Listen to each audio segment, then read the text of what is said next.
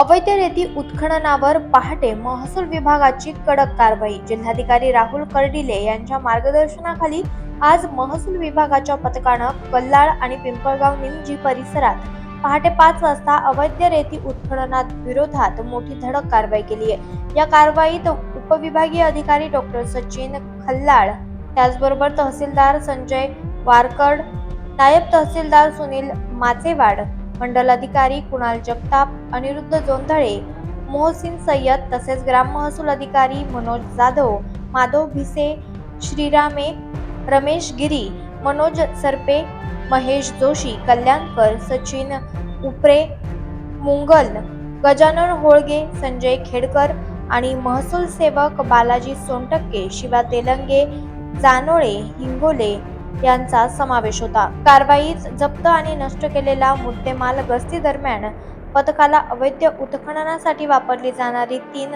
गुडगुडी, 1 engine आणि 15 तराफे सापडलेत. मजुरांच्या साहाय्यानं पथकानं 3 गुडगुडी आणि 1 इंजिन जिलेटिनच्या साहाय्यानं स्फोट करून नष्ट केलाय. 15 तराफे जाळून नष्ट केले असून असा एकूण 18 लाख रुपये किमतीचा मुद्देमाल जागेवरच नष्ट केला आहे.